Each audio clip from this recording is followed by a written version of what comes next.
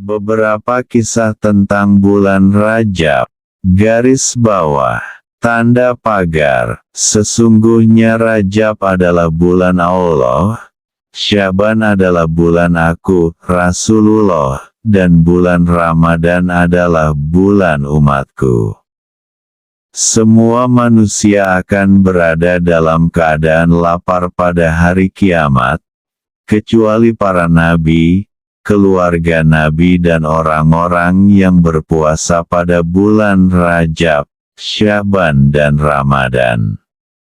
Maka sesungguhnya mereka kenyang serta tidak ada rasa lapar dan haus bagi mereka. Dalam sebuah buku Imam Al-Ghazali, dikisahkan, seorang perempuan beribadah di Baitul Maqdis dan setiap hari selama bulan Rajab ia selalu mendekatkan diri kepada Allah. Perempuan itu selalu memakai baju mantel. Pada suatu hari, perempuan itu sakit keras. Ia berwasiat kepada anaknya, jika ia meninggal agar mantelnya disertakan di dalam kuburnya. Namun anak itu lupa melaksanakan wasiat ibunya. Pada suatu malam, ia bermimpi melihat ibunya. Ibunya berkata, "Anakku, aku tidak meridhoimu, sebab engkau tidak melaksanakan wasiatku." Anak itu terbangun dengan perasaan cemas, kemudian ia bergegas menuju kuburan ibunya lalu mulai menggalinya kembali untuk menguburkan mantel ibunya. Betapa kagetnya ia karena jenazah ibunya tidak ada. Lalu terdengarlah suara, "Apakah engkau tidak tahu bahwa barang siapa yang taat kepada kami pada bulan Rajab, kami tidak akan membiarkannya sendirian di dalam kubur." Kata Rajab diambil dari kata et-tarjib, artinya pengagungan. Rajab disebut juga tercurah, sebab pada bulan ini Allah mencurahkan rahmat-Nya kepada orang-orang yang bertaubat dan mengabulkan doa untuk orang-orang yang beramal. Rajab juga berarti tuli, sebab pada bulan ini tidak terdengar suara peperangan. Rajab juga disebut sebagai Al-Mutahhir, karena orang-orang yang berpuasa pada bulan itu akan disucikan dari berbagai dosa dan kesalahan. Ada juga yang berpendapat bahwa Rajab adalah nama sebuah sungai di surga yang airnya lebih putih daripada susu, rasanya lebih manis daripada madu, dan lebih dingin daripada es. Tidak ada yang akan meminumnya, kecuali mereka yang berpuasa pada bulan Rajab. Sabda Rasulullah Shallallahu Alaihi Wasallam. Pada malam Miraj, saya melihat sebuah sungai yang airnya lebih manis dari madu, lebih sejuk dari air batu dan lebih harum dari minyak wangi. Lalu saya bertanya pada Jibril alaihi salam, "Wahai Jibril, untuk siapakan sungai ini?" Maka berkata Jibril alaihi salam, "Ya Muhammad, sungai ini adalah untuk orang yang membaca sholawat untuk engkau di bulan Rajab ini." Dari sahabat Anas bin Malik radhiyallahu anhu, Rasulullah Shallallahu Alaihi Wasallam bersabda pula, "Sesungguhnya di surga terdapat sungai yang dinamakan Rajab, airnya lebih putih daripada susu dan rasanya lebih manis dari madu.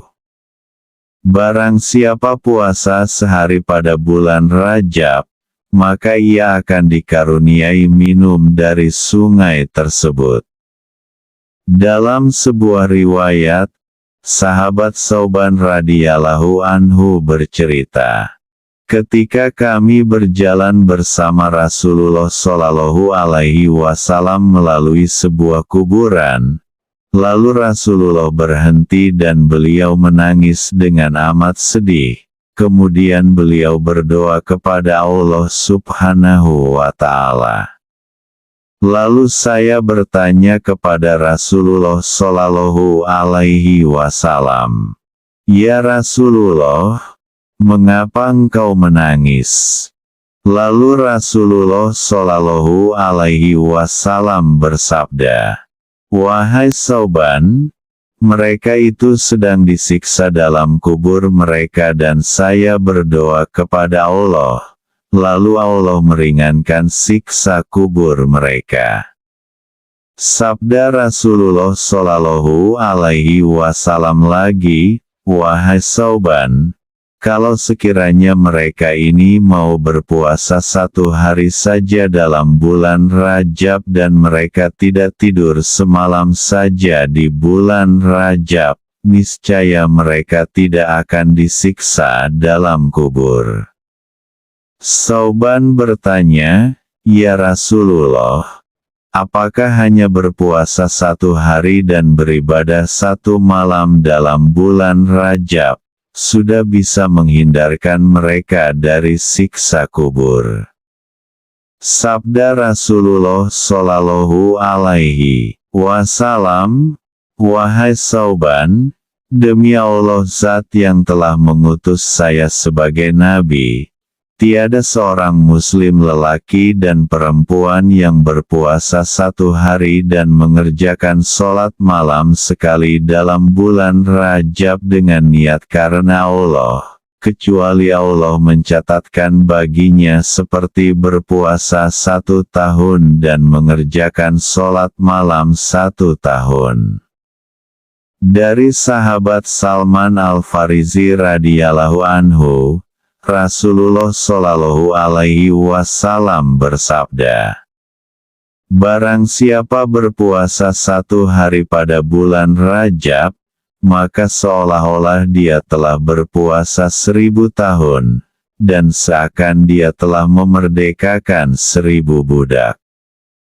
Dan barang siapa bersedekah pada bulan itu, maka seolah-olah dia bersedekah dengan 1000 dinar, dan ditetap dari setiap rambut yang ada pada tubuhnya dengan 1000 kebaikan, dan diangkatnya 1000 derajat, dihapuskan darinya 1000 keburukan, dan ditetapkannya baginya setiap hari yang dia gunakan untuk berpuasa dan bersedekah itu dengan 1000 haji dan 1000 umrah, serta dibangunkannya baginya 1000 rumah, 1000 istana dan 1000 kamar." Ada sebuah cerita tentang memuliakan bulan Rajab. Ketika di zaman Nabi Shallallahu Alaihi Wasallam, terdapat seorang perompak jalanan yang terkenal.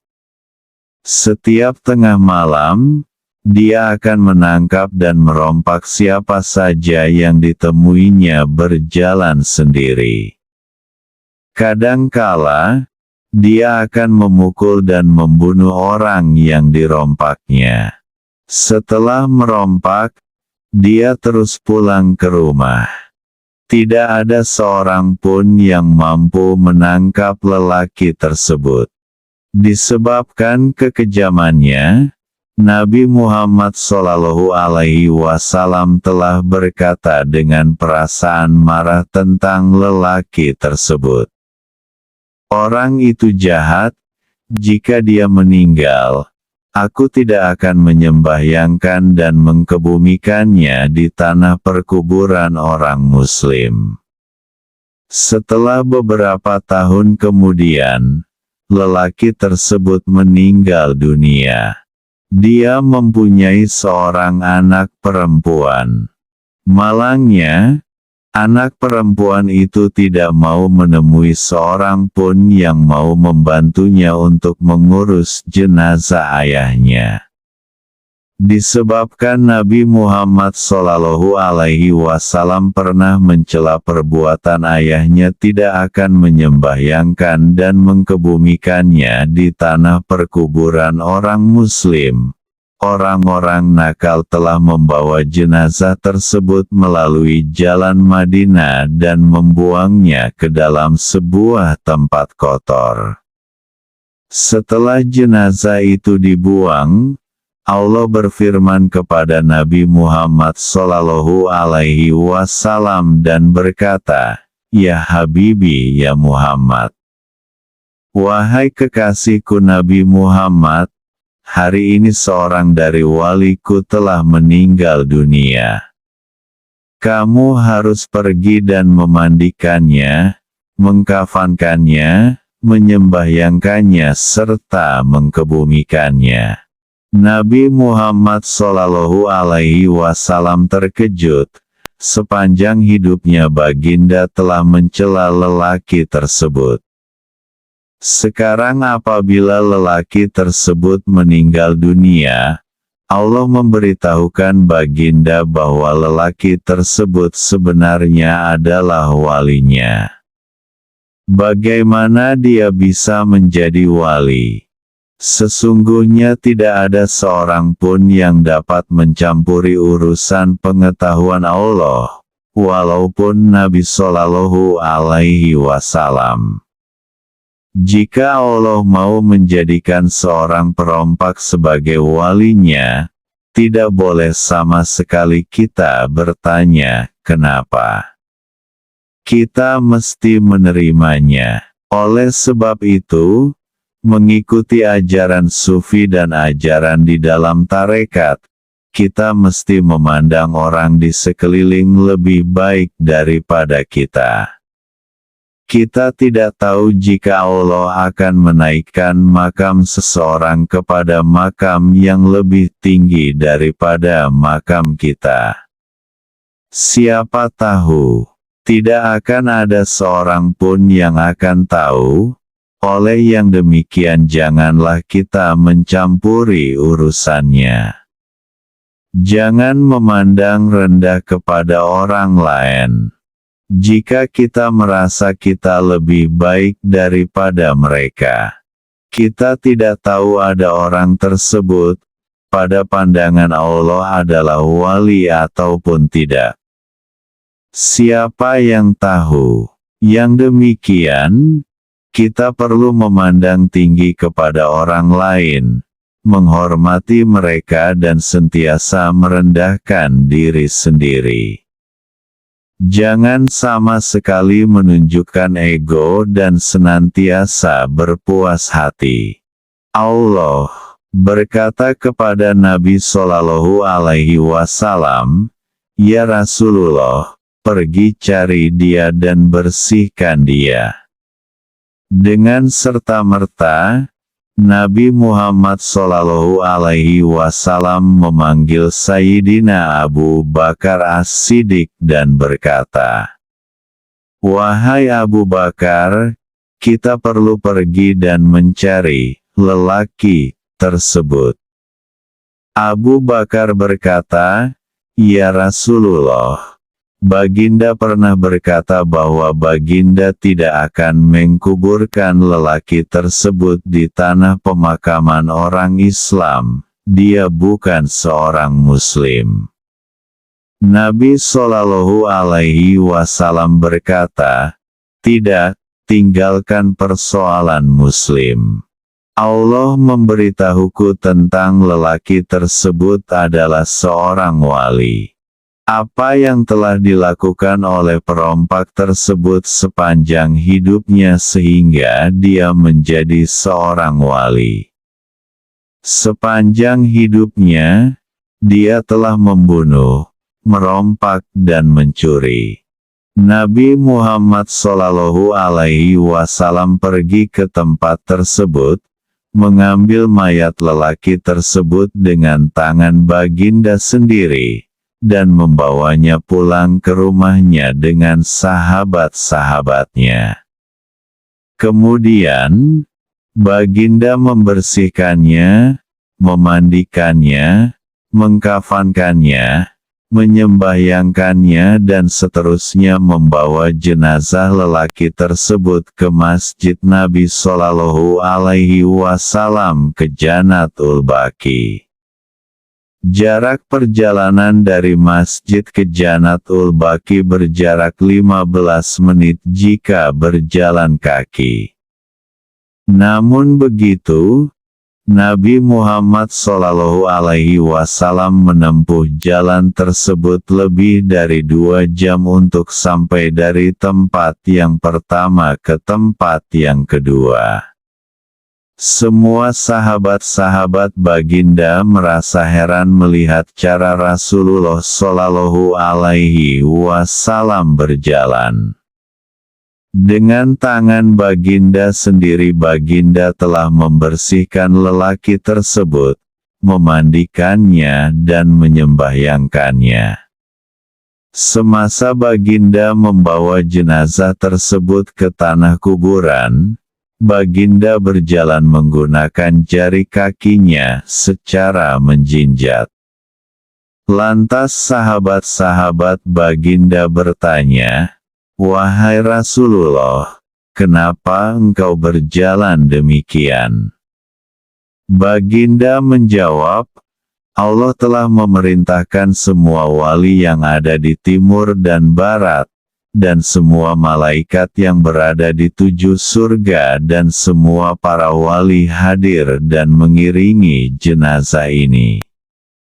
Mereka semua terlalu banyak dan memenuhi jalan, dan aku tidak mempunyai tempat untuk berjalan. Sepanjang hidupku, aku tidak pernah terkejut seperti hari ini." Sesudah mengkebumikan lelaki tersebut, Nabi Muhammad Shallallahu Alaihi Wasallam tidak berkata dengan siapapun. Sebaliknya baginda terus pulang ke rumah dengan badan yang bergetar-getar. Baginda duduk dengan Sayyidina Abu Bakar dan bertanya kepada baginda tentang apa yang telah dilakukan oleh wali tersebut, menjadi perompak sepanjang hidupnya tetapi mendapat tempat yang cukup tinggi di sisi Allah. Sayyidina Abu Bakar berkata, "Wahai Rasulullah, aku berasa malu untuk bertanyakan tentang apa yang telah aku saksikan hari ini, ia sesuatu yang mengherankan." Kemudian, Nabi Muhammad Shallallahu Alaihi Wasallam menjawab, "Wahai Abu Bakar, aku lebih terkejut daripada kamu, dan aku sedang menunggu kehadiran Jibril dan bertanya apa sebenarnya yang terjadi." Jibril datang. Nabi Muhammad Shallallahu Alaihi Wasallam berkata, "Wahai Jibril, apakah yang terjadi sebenarnya?" Jibril menjawab, "Wahai Rasulullah, janganlah engkau bertanya kepadaku. Aku juga heran seperti baginda. Oleh sebab itu, jangan merasa heran karena itu adalah kehendak Allah. Manusia tidak dapat melakukan itu semua dan dia memberitahu baginda untuk bertanya pada anak laki-laki tersebut tentang apa yang telah terjadi semasa hidupnya. Dengan segera baginda pergi tidak ditemani oleh Sayyidina Abu Bakar. Nabi Muhammad Shallallahu Alaihi Wasallam dengan sendirinya pergi ke rumah perompak tersebut.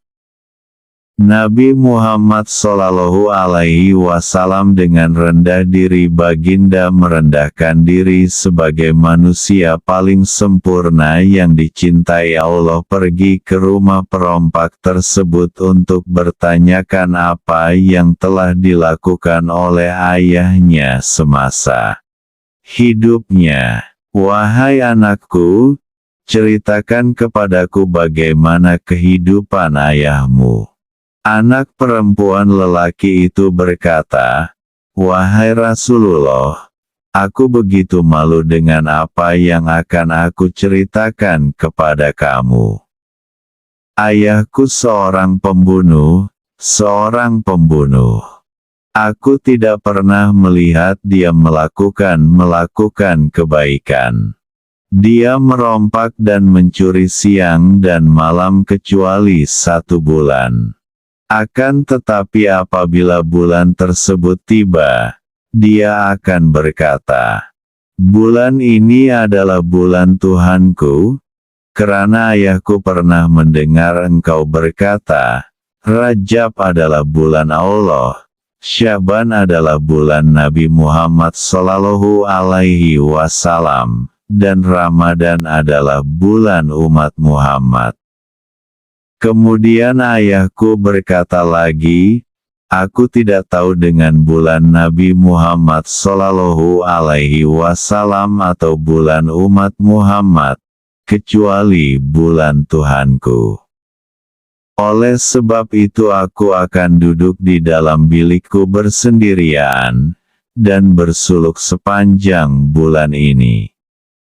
Nabi Muhammad Sallallahu Alaihi Wasallam bertanya kepada anak perempuan itu lagi, apakah jenis suluk yang dia lakukan? Dia menjawab, wahai Rasulullah, satu hari ketika ayahku sedang berjalan untuk mencari seseorang yang akan dirompaknya, dia bertemu dengan seorang lelaki tua yang berumur 70-80 tahun. Lantas ayahku memukulnya hingga pingsan, dan kemudiannya merompaknya. Dia menemukan sehelai kertas kecil yang tergulung pada orang tua tersebut. Kemudian, dia membukanya dan mendapati di dalamnya ada satu doa. Ayahku amat gembira dengan doa tersebut.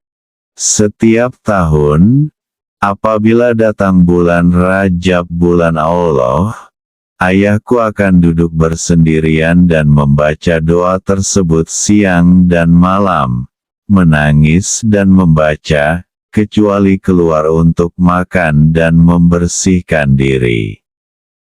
Apabila bulan Rajab berakhir, dia akan bangun dan berkata, bulan Allah telah tamat, sekarang untuk menyenangkanku aku akan kembali merompak dan mencuri untuk 11 bulan yang akan datang. Doa Aulia Abbas yang digunakan oleh lelaki tersebut adalah sangat penting dan kita dinasehatkan untuk membacanya 3 kali sehari ketika bulan Rajab. Guru saya berkata doa ini mencuci semua dosa dan menjadikan kamu putih seperti bayi yang baru dilahirkan. Doa ini amat terkenal di dalam ajaran Sufi.